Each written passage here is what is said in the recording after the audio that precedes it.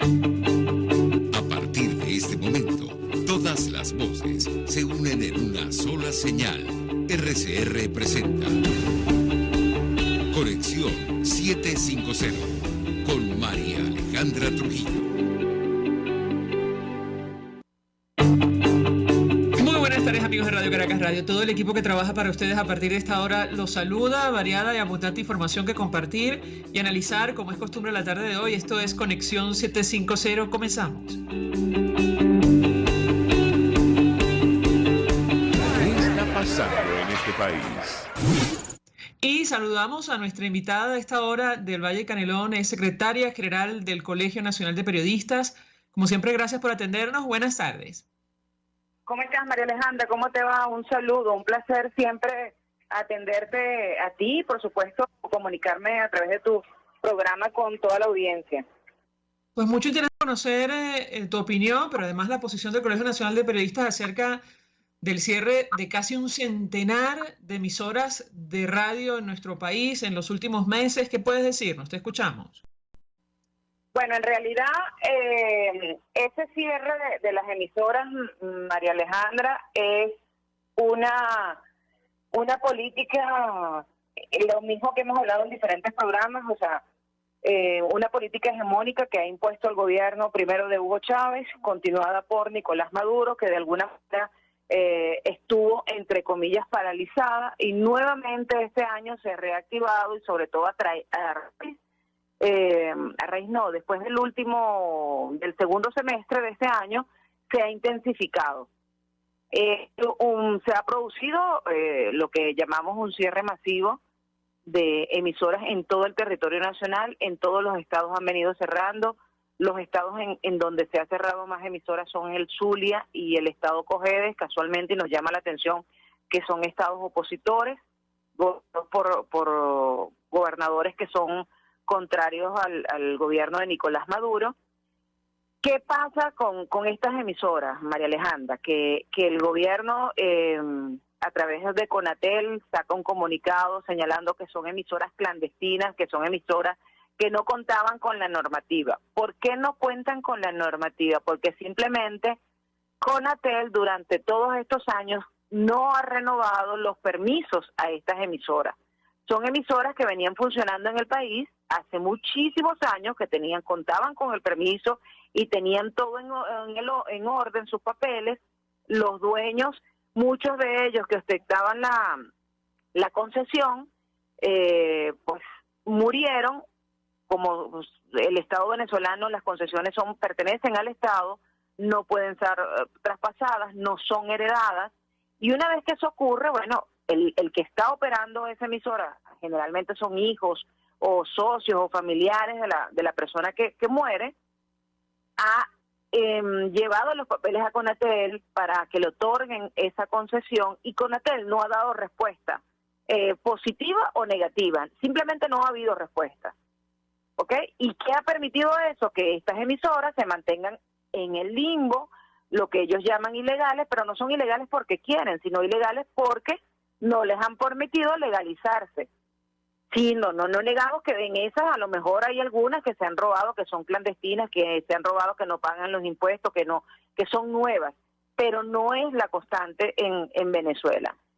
Simplemente se está pasando facturas a esas emisoras. A lo mejor algunas de ellas han molestado a algún funcionario del gobierno y las ha denunciado ante Conatel y las han cerrado.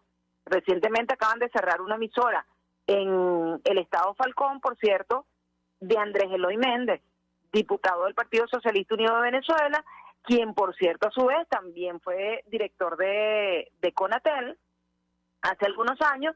¿Por qué se la cierran? Bueno, porque su emisora estaba haciendo oposición al gobierno que está en esos momentos allá ejerciendo en Falcón. Ese tipo de cosas están ocurriendo. Claro, son cosas que no las denuncia nadie. No hay una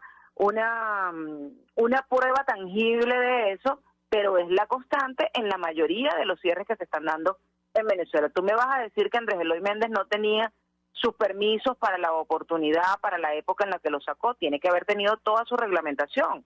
Simplemente molestó a una persona que quizás en estos momentos tiene más poder que él, y le quitaron la concesión de la emisora. Eso es lo que está pasando, porque yo no creo que un ex director de Conatel haya tenido una emisora clandestina. Ahora, del Valle, ¿cómo interpretas tú este comunicado de la Cámara Venezolana de la Industria de la Radiodifusión? Por un lado, ellos dicen, y esta es una de las tantas reacciones, ya comentaré alguna más, pero ellos dicen que efectivamente, plegándose a la versión oficial, prácticamente la totalidad de las emisoras eran clandestinas, pero ellos dicen que seguirán gestionando ante Conatel lo relativo a la renovación de habilitaciones de sus emisoras afiliadas y otros asuntos importantes. ¿Cómo interpretas tú esta comunicación? Te escuchamos. Bueno, de verdad que yo cuando veía el comunicado el día de ayer, yo decía, Dios mío, a veces es mejor callarse. ¿Cómo lo interpreto? Lo interpreto como que son operadores de emisoras que tienen concesiones en estos momentos y, bueno, simplemente tienen miedo de que por levantar la voz les cierren la emisora, vayan y les cierren la emisora y además les incauten los equipos o se los roben, porque no es una incautación de equipos, es un robo de equipos y los equipos pertenecen, ya lo hemos señalado, pertenecen a la persona que los ha comprado y no es el Estado venezolano. El Estado venezolano lo que es dueño de la concesión, del espectro radioeléctrico, eso no pertenece a ninguna persona sino al Estado venezolano. Entonces, tienen miedo y simplemente están pensando que a través de eso, plegándose a la palabra, lo que dice Conatel, dan por cierto lo que está diciendo Conatel. ¿Dónde están cada uno de los procedimientos? A nosotros nos gustaría, en el Colegio Nacional de Periodistas, que Conatel nos invitara, y aprovecho a través de este programa, María Alejandra, que Conatel nos invite al Colegio Nacional de Periodistas a revisar caso por caso de todas las emisoras que han cerrado en el país, de cada uno de los estados, caso por caso, para ver cuáles son las clandestinas, cuáles son las que tenían el permiso vencido, cuáles son las que sus operadores originales se habían muerto, para entonces nosotros tener el dictamen, así sí, y decir, bueno, sí, es que tienen razón, las que están cerrando son clandestinas. Porque si tú me dices una emisora que hace 10 años, 15 años, se le venció la concesión y ha solicitado sus permisos y no se los ha renovado, es el caso de RCR. Nosotros en el Colegio Nacional de Periodistas nos entrevistamos en su oportunidad cuando cerraron RCR y a nosotros nos decía su director, nos mostró que todos los meses, o sea, cada 2 meses, iba con el montón de carpetas a Conatel, con una carretilla, a llevar todas las solicitudes de los permisos. ¿Y cuál fue la respuesta? No hay respuesta, ninguna respuesta. La respuesta es, su solicitud se está tramitando y hasta ahí se queda. Entonces, eso es la constante que se repite en todos lados. Sí, efectivamente, es como una especie de espada de Damocles que aplicaron a Radio y pende sobre tantas emisoras a las cuales no han renovado la concesión o han actualizado justamente los permisos para transmitir. Ahora, ha habido otras reacciones del Valle, además de la Cámara de la Industria de la Radiodifusión, habló el vicepresidente del PSUV, el embajador de los Estados Unidos para Venezuela. Al regreso de la pausa, quisiera tu comentario, porque en el caso del vicepresidente del PSUV, obviamente él justifica estos cierres, pero va más allá, advirtiendo que, bueno, en Venezuela se respeta la libertad de expresión y además es un derecho que no le pertenece a los medios. En el caso del embajador de los Estados Unidos se preguntaba a qué le temen. Al regreso de la pausa te pediría un comentario. Ya venimos. Usted está viendo Conexión 750 con María Alejandra Trujillo. Solo por RCR 750, porque lo bueno une. Puedes seguirnos en nuestras redes sociales. En Twitter, @RCR750.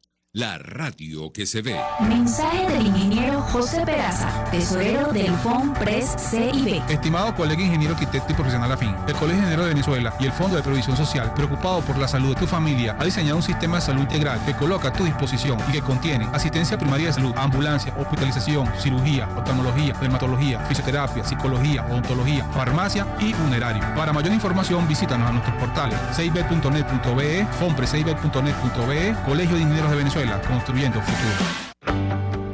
Cuando hablamos de Honda, hablamos de Distasi Motors, el concesionario Honda que pica adelante en precios, condiciones y servicio.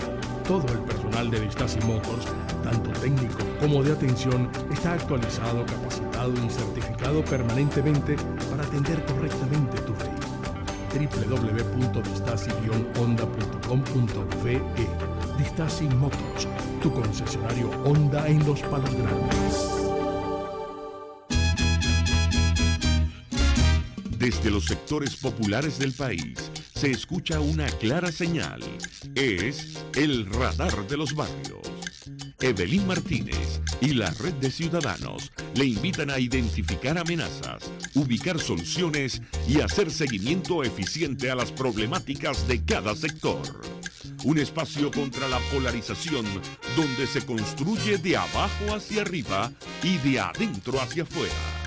El radar de los barrios, de lunes a viernes, a partir de las 10 de la mañana, solo por RCR 750 AM. RCR 750 AM, porque lo bueno une. El poder de la comunicación en tus manos. Conexión 750 con María Alejandra Trujillo. Solo por RCR 750, la radio que se ve. Amigos, en Conexión 750 hablando acerca, de lo que ha ocurrido en los últimos meses, el cierre de casi un centenar de estaciones de radio en Venezuela. Nos acompaña del Valle Canelón, quien es secretario general del Colegio Nacional de Periodistas, y esto ocurre en momentos en los cuales se supone que vamos a una campaña de cara a unas elecciones presidenciales en nuestro país. De esto hablaba con nosotros hace algunos días Carlos Correa, de Espacio Público. Yo dejaba una inquietud antes de hacer la pausa para Del Valle Canelón, que tiene que ver con las reacciones de las últimas horas sobre este tema. Una, la del vicepresidente del PSUV, Del Valle, que justificó el cierre de estas emisoras, advirtiendo que no estaban autorizadas, que en Venezuela se respeta la libertad de expresión, pero es que además, según él, no le pertenece a los medios. Yo te pediría un comentario. Y está la reacción del embajador de Estados Unidos para Venezuela, James Story, quien dijo: ¿qué es lo que no quieren que oigas? ¿Por qué necesitan cerrarle los espacios a los venezolanos? La libertad de expresión, el acceso a la información son las piedras angulares de la democracia. ¿Qué puedes decirnos? Te escuchamos.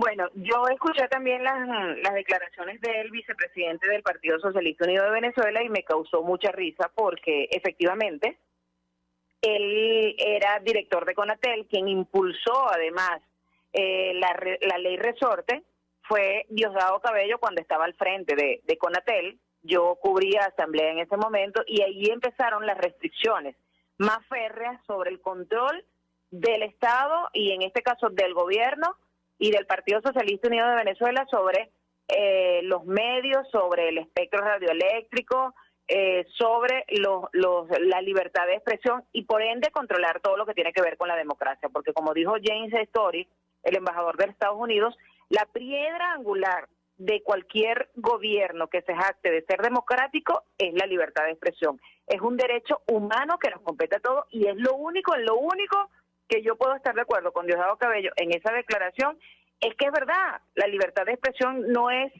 exclusiva de los medios de comunicación, los medios la transmiten, recogen la información, recogen todo lo que dice el pueblo, los políticos, todos los sectores que conforman el Estado venezolano.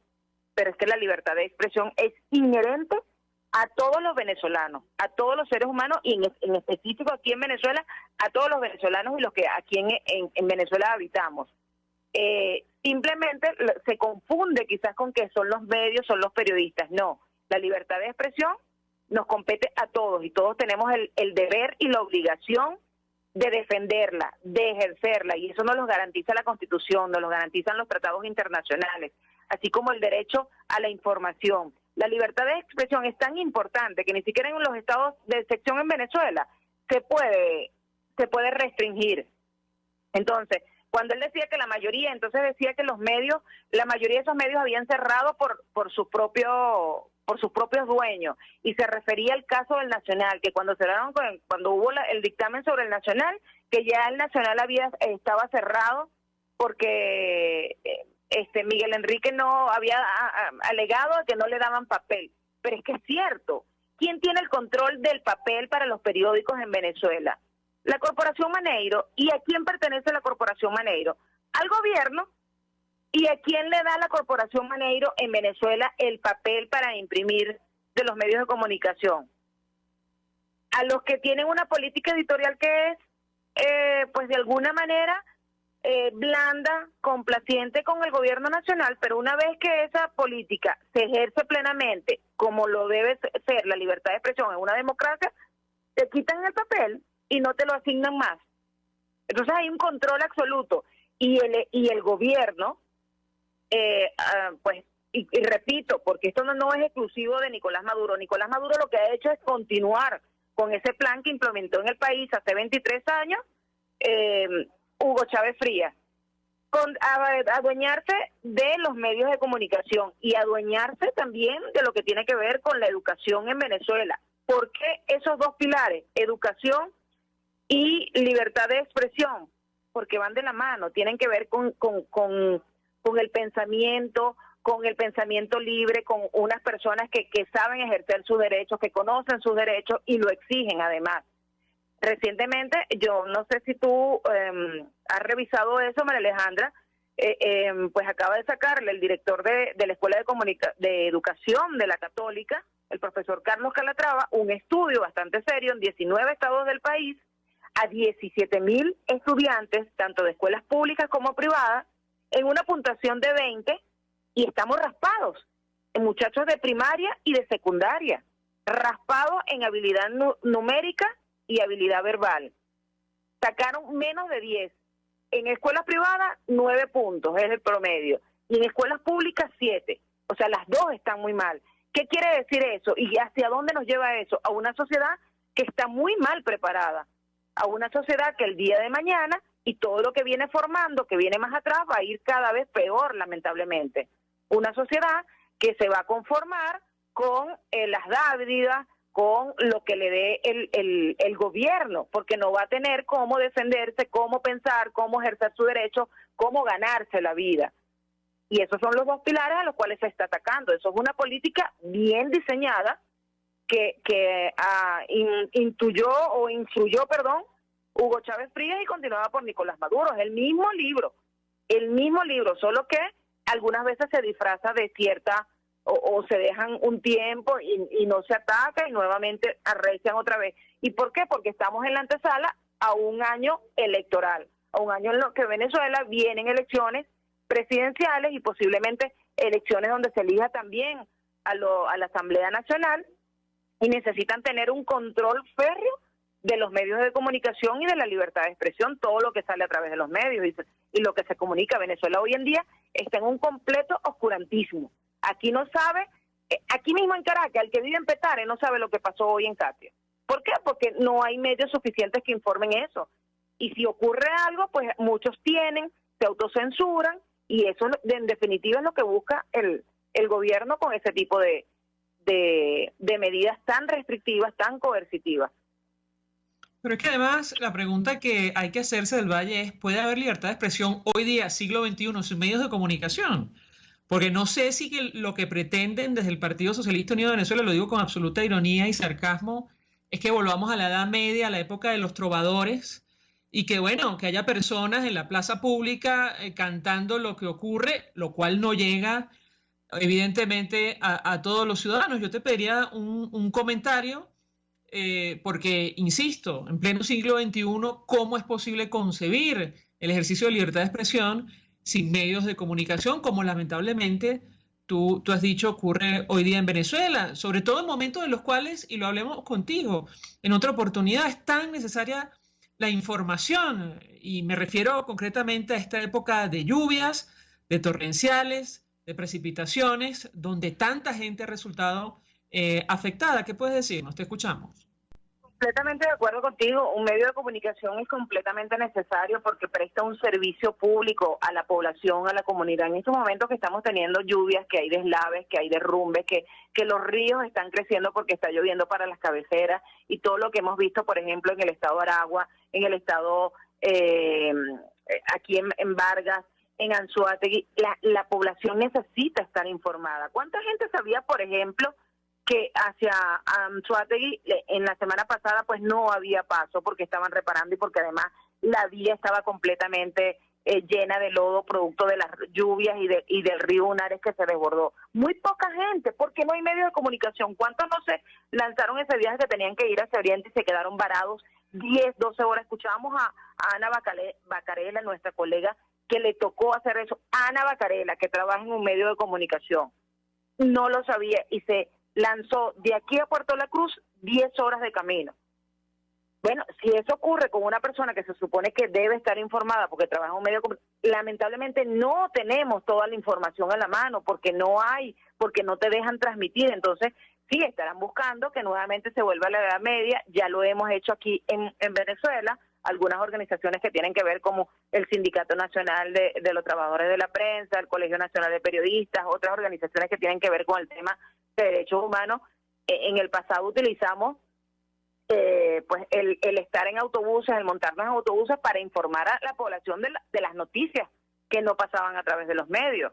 Entonces, claro, pero es como tú dices, eso no va a llegar a todo el mundo porque eso es algo muy puntual a ese grupo de personas que se monta en ese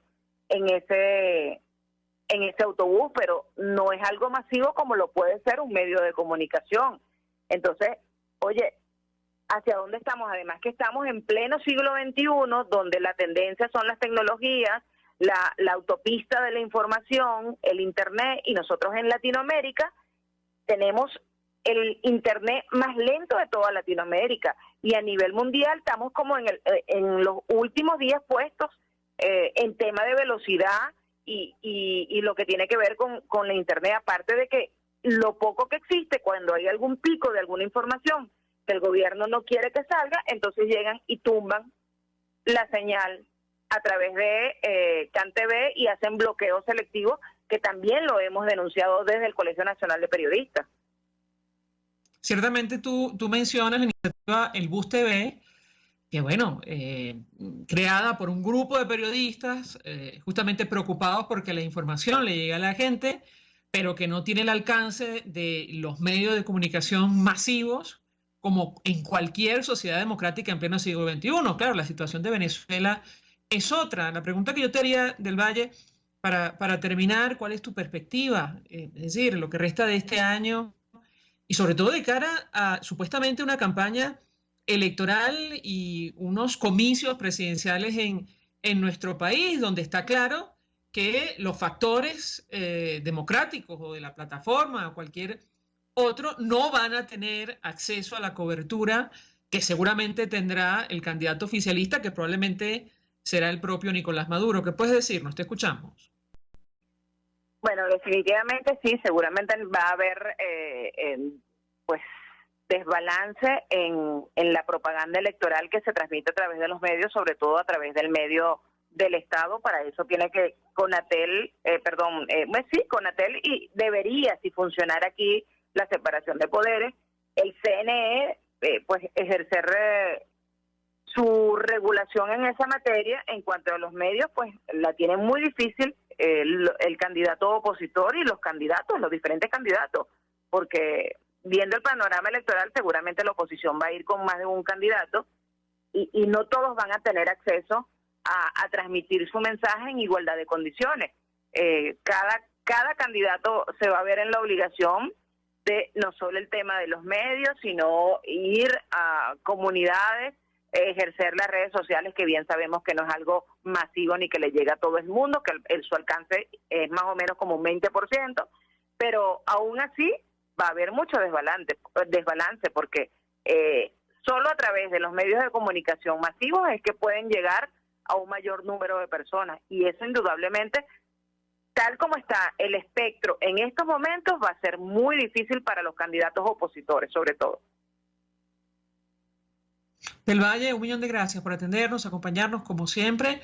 Secretaria General del Colegio Nacional de Periodistas, expresando opinión, análisis acerca del tema que debatimos en esta parte del programa, que tiene que ver con el cierre masivo de estaciones de radio, casi un centenar en los últimos meses, con el impacto que esto ha generado puertas adentro, pero también más allá de nuestras fronteras. Vamos a la pausa y al regreso venimos con más. Estás en sintonía de Conexión 750 con María Alejandra Trujillo. Solo por RCR 750.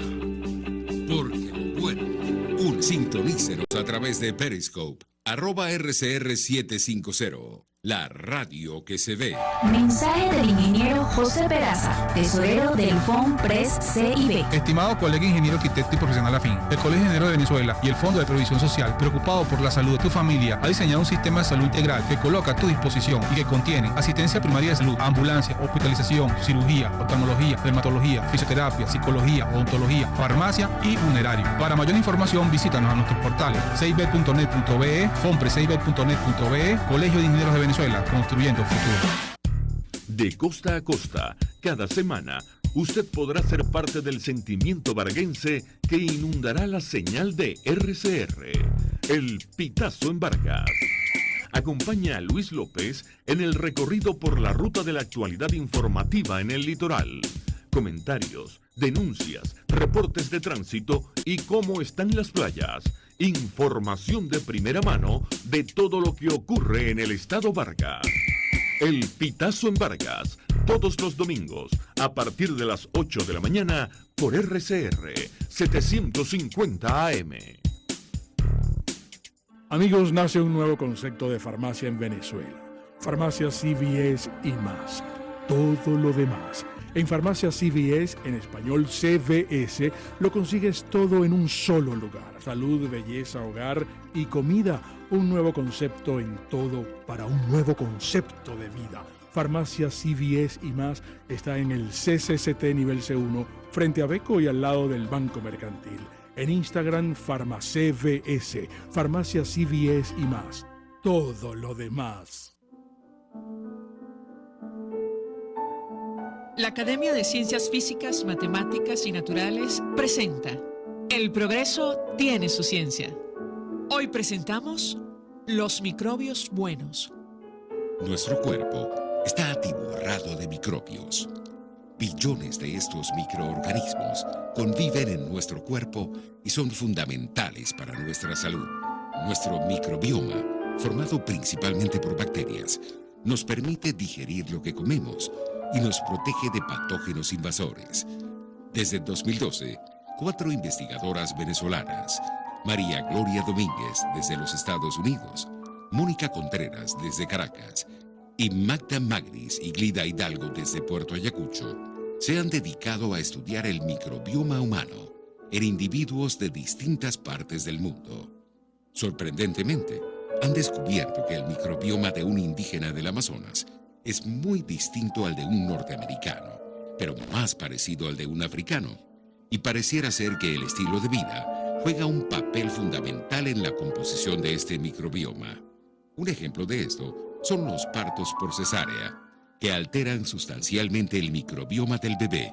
El contacto del recién nacido con las bacterias de la vagina de la madre durante el parto afecta el tipo y la cantidad de bacterias que tendrá ese bebé en su cuerpo, algunas de las cuales les confieren cierta protección a futuro contra enfermedades como la obesidad, la diabetes tipo 1, la enfermedad celíaca y el asma.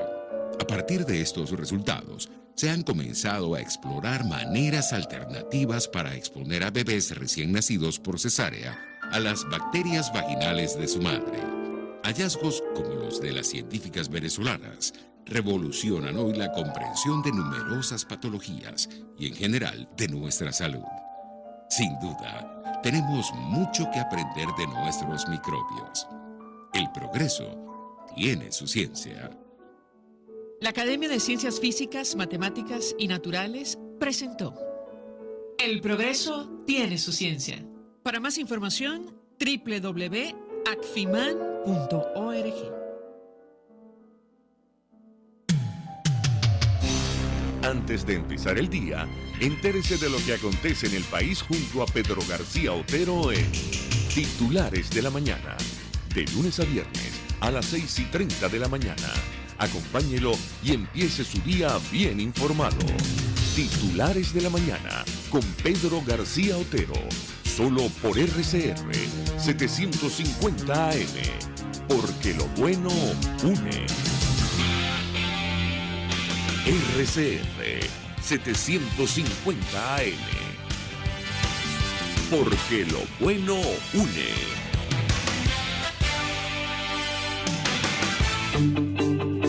María Alejandra Trujillo te acompaña en Conexión 750. Solo en RCR 750. La radio que se ve. Claro y raspado. Continuamos, amigos, en Conexión 750 y en esta parte del programa hablamos acerca de las elecciones presidenciales en nuestro país, tomando en consideración lo que ha ocurrido en las últimas horas. Nos acompaña alguien que conoce perfectamente el tema. Egle González Lobato es directora de la Cátedra Libre, Democracia y Elecciones de la Universidad Central de Venezuela y forma parte del proyecto @Mujeres 2030 VE. Además, es ex consultora de jurídica del Consejo Nacional Electoral. Le agradezco recibir nuestra llamada. Bienvenida, buenas tardes. Buenas tardes, muchísimo gusto, María Alejandra. Un gusto conversar con usted. Y yo le pediría un primer comentario acerca de lo que ha ocurrido, insisto, las últimas horas. Este cruce de declaraciones entre rectores del Consejo Nacional Electoral. Enrique Márquez dice en una entrevista que las elecciones presidenciales se celebrarán en 2024 en nuestro país y más tarde el presidente del máximo ente comicial ha salido a enmendarle la plana en redes sociales advirtiendo que, bueno, debe guardar sus opiniones políticas para otro momento. Yo le pediría un primer comentario de su parte en torno a este tema. Le escuchamos. Sí, bueno, un poco guardando distancia en lo que tiene que ver en las relaciones entre los rectores del Consejo Nacional Electoral, que entiendo no es una relación vertical, sino horizontal, porque cada uno de ellos es igualmente rector como el otro. No hay una jerarquía, salvo la representación del Consejo Nacional Electoral en cabeza del presidente y el vicepresidente y los demás miembros. Lo que sí pareciera importante es abordar para los oyentes y tu audiencia el asunto que está en discusión y tiene que ver con la convocatoria. Si la convocatoria a un proceso electoral inicia los procesos que terminan con la proclamación de los resultados de los ganadores. En este caso, la convocatoria, hay que recordarle un poco incómodamente, pero al presidente del Consejo Nacional Electoral, que es competencia exclusiva y excluyente del Consejo Nacional Electoral. A quien no le corresponde la convocatoria es ni al Ejecutivo, ni al Legislativo, ni a ningún miembro del tren ejecutivo de la presidencia. Es decir, que eso tiene que formar parte de una decisión de un órgano colegiado que tiene diversas representaciones. En la historia electoral reciente se ha incurrido en una mala práctica por parte del Consejo Nacional Electoral al punto que ha llegado a distorsionar ese carácter democrático del sistema electoral. Quienes nos dedicamos a los asuntos electorales comprendemos que no solamente basta con una reforma electorales para optimizarlo, sino también que el Consejo Nacional Electoral a través de sus miembros se comprometa en el cumplimiento pues de esas buenas prácticas y esos valores democráticos. Y la convocatoria ha sido un factor perturbador en los procesos electorales.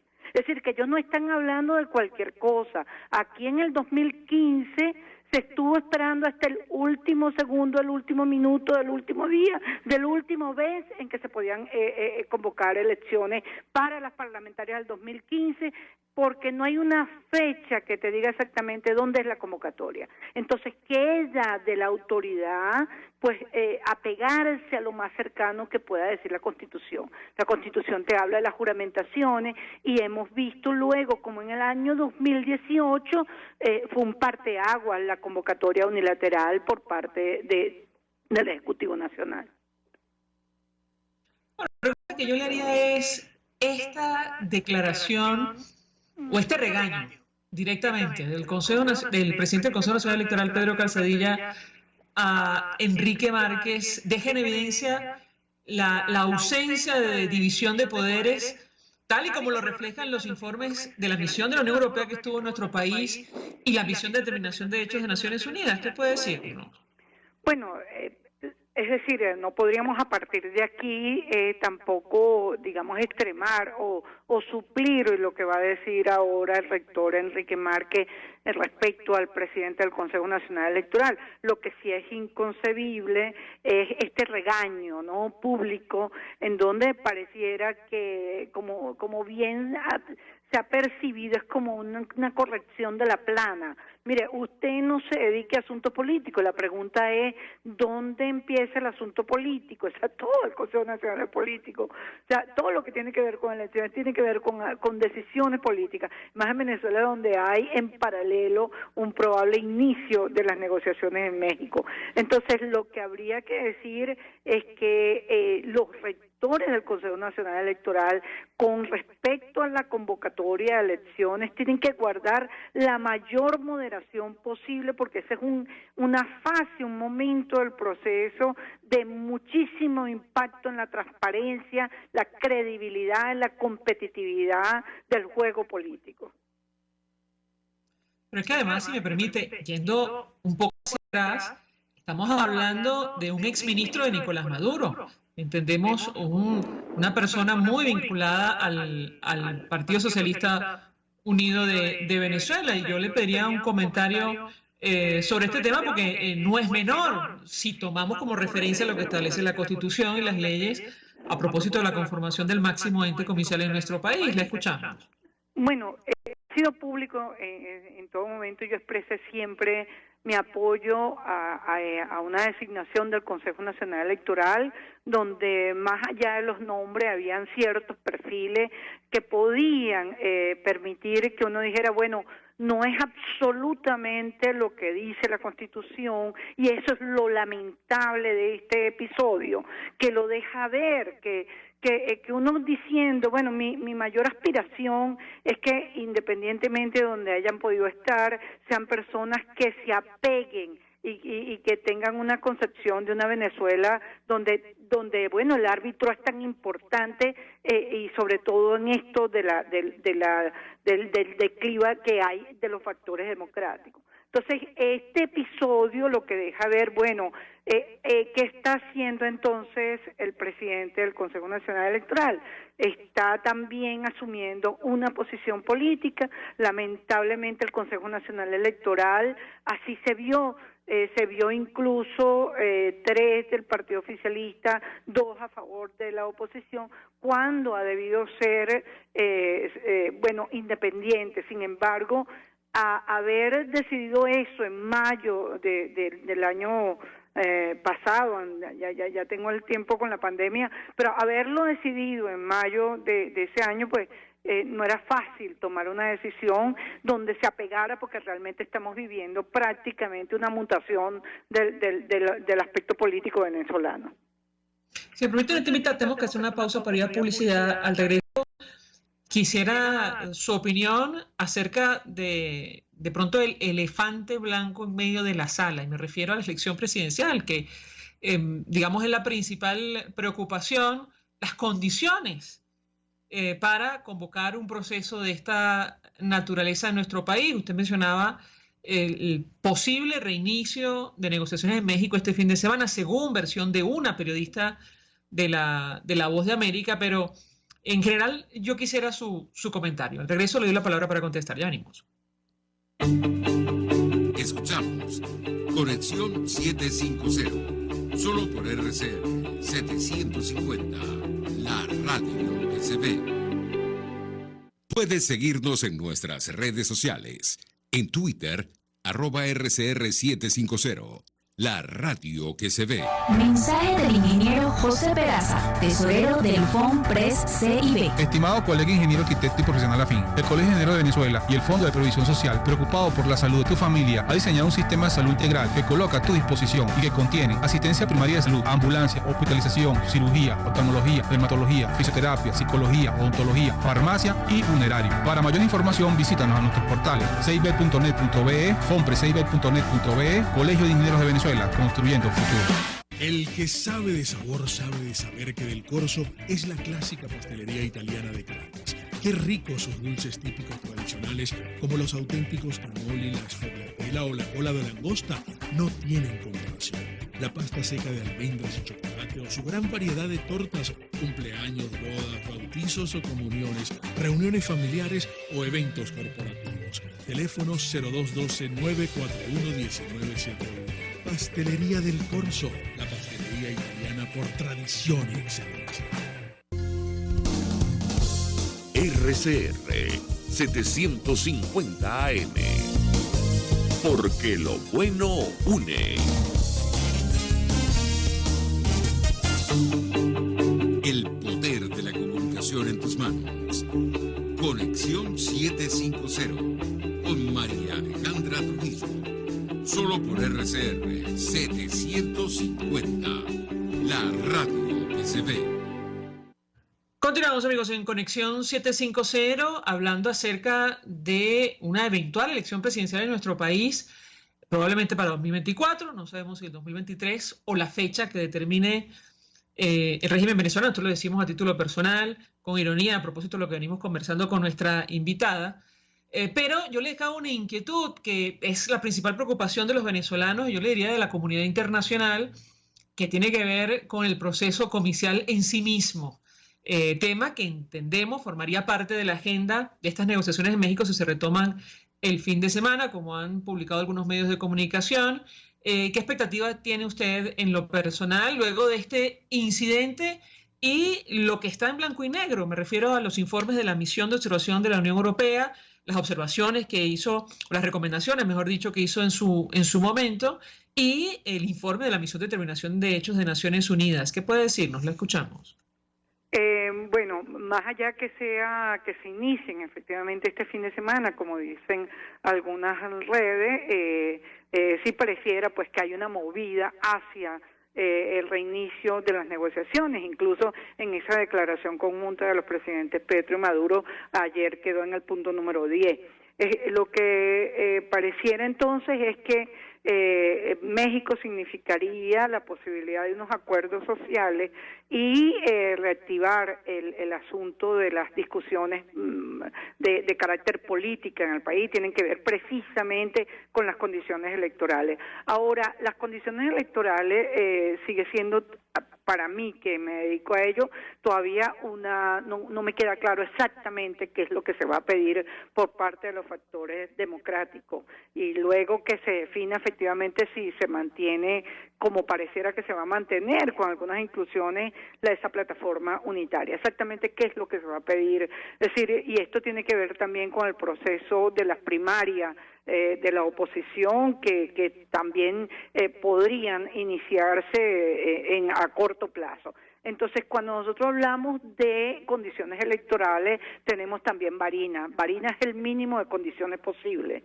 Entonces, Barinas lo que quiere decir es que también la oposición demostró que cuando se tiene participación ciudadana y va a votar y van organizados y van en una unidad de acción, es posible que sean competitivos frente a un oficialismo que siempre se aventaja en los procesos electorales. Entonces, esto habría que ver efectivamente hacia dónde vamos.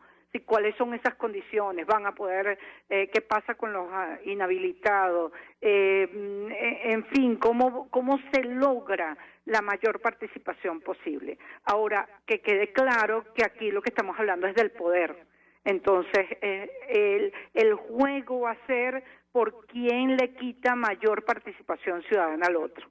Sí, cómo yo logro que los sectores de la oposición no participen en una elección y cómo yo logro que los del oficialismo entiendan que tiene que haber un cambio en el país, por lo menos un cambio de factores democráticos. Ahora, tengo que preguntarle, porque lo he discutido con otros analistas en este espacio, el caso de Barinas, digamos, los factores de la alternativa democrática efectivamente lo utilizan como ejemplo de las posibilidades que hay de ganar, pero en el caso de Barinas, el candidato de la alternativa ganó y la Fuerza Armada no solo se quedó con los votos durante una semana, sino más tarde el Tribunal Supremo de Justicia ordenó repetir los comicios en esta entidad del país, además sin escuchar obviamente a los rectores que supuestamente son de oposición en el máximo ente comicial. Y yo le pediría un comentario porque usted ha dado en la diana lo que está en juego en una eventual elección presidencial es el poder. ¿Qué puede decirnos? Le escuchamos. Bueno, hay muchas lecturas de lo que ocurrió en Barinas. Se podría decir así, aisladamente, no, bueno, las fuerzas militares actuaron de una manera, pero lo cierto es que al final se respetó un resultado. Y ese resultado fue adverso al oficialismo y eso era la joya de la corona. Si Barinas tenía un valor importantísimo dentro de ese esquema de sostenibilidad del poder por parte del oficialismo. Entonces, más allá de lo que pudo ocurrir en el proceso, el resultado se terminó imponiendo. Y se terminó imponiendo la voluntad de los electores y eso es lo que se quiere. Es decir, no basta un proceso electoral, el proceso electoral termina cuando los resultados son reconocidos. Y eso es lo que se tienen que comprometer las fuerzas políticas en un proceso electoral. No solamente que vaya a ser transparente, confiable, donde todos los electores se puedan expresar, donde volvamos otra vez a restablecer ciertas condiciones que se han, se han limitado y luego pues que se produzca ese reconocimiento que lamentablemente, mira lo que está ocurriendo en Brasil, pues, es decir, donde hay una incertidumbre posterior al proceso electoral. Ahora, fíjese, el informe de la misión de observación de la Unión Europea concluyó que hubo deficiencias estructurales que deberían abordarse en futuras elecciones en nuestro país. Me refiero a la misión que estuvo en las regionales, como la falta de seguridad jurídica que provocó la inhabilitación arbitraria de candidatos, la repetición de las elecciones en el estado de Barinas, la entrega de los símbolos y la tarjeta electoral de partidos a facciones internas minoritarias, el amplio uso de los recursos del Estado en la campaña y el acceso desigual de los candidatos a medios de comunicación, un tema que acabamos de debatir, producto del cierre de casi un centenar de emisoras. Y yo le pediría un comentario porque da la impresión que estos temas gruesos no forman parte de la agenda o al menos públicamente nadie los menciona. ¿Qué puede decirnos? La escuchamos. Sí, correcto. Hay problemas estructurales, es decir, que preexisten en los procesos electorales, que se han mantenido durante mucho tiempo, y allí entonces hay que hacerle un llamado al presidente del Consejo Nacional Electoral. Es decir, si a usted le parece que hay que garantizar transparencia hacia los electores, equilibrio, bueno, entonces me parece muy bien, tomémosle la palabra y haga exactamente lo mismo con instituciones públicas que se meten dentro del proceso. Porque aquí no tiene por qué ninguna Contraloría estar inhabilitando a nadie. Aquí no tiene por qué estarse modificando el número de habitantes de una población. Es decir, aquí no tiene por qué la Fiscalía meterse dentro de los procesos electorales para perturbar el proceso electoral. Entonces, no solamente, es decir, el Consejo Nacional Electoral no es el único que muchas veces perturba el proceso, la tranquilidad del proceso, sino otras instituciones públicas también lo hacen. Entonces, yo creo que si el presidente del Consejo Nacional Electoral va a tomar esto y le hace una corrección al rector Enrique Márquez, bueno, esperemos que haga efectivamente, haciendo las salvedades, porque Enrique Márquez, yo creo que él está ejerciendo su derecho dentro de las competencias constitucionales que le corresponden, a diferencia de otras instituciones públicas.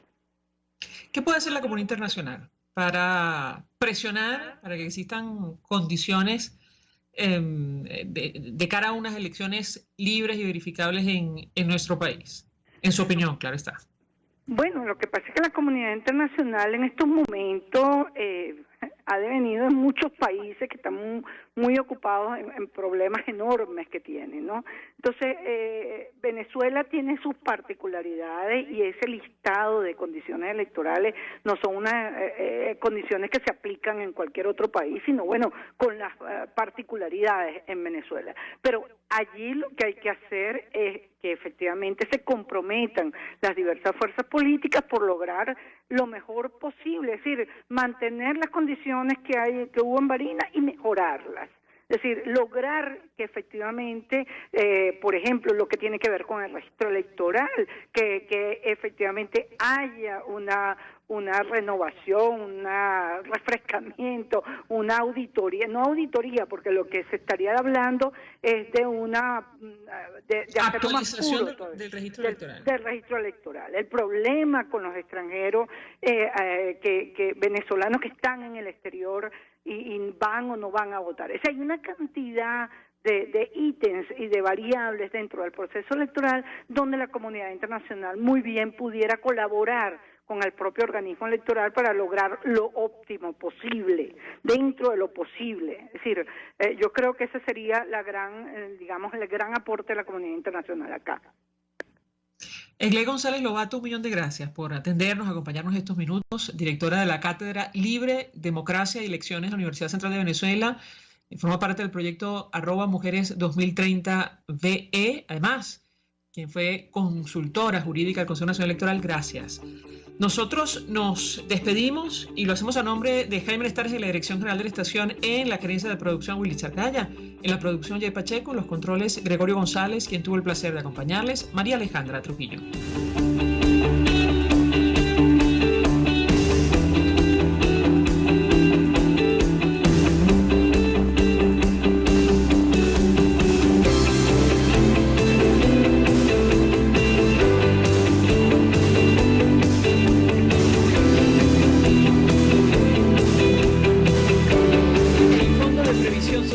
Del Colegio de Ingenieros de Venezuela presentó. RCR presentó Conexión 750 con María Alejandra Trujillo. Solo por RCR 750. La radio que se ve.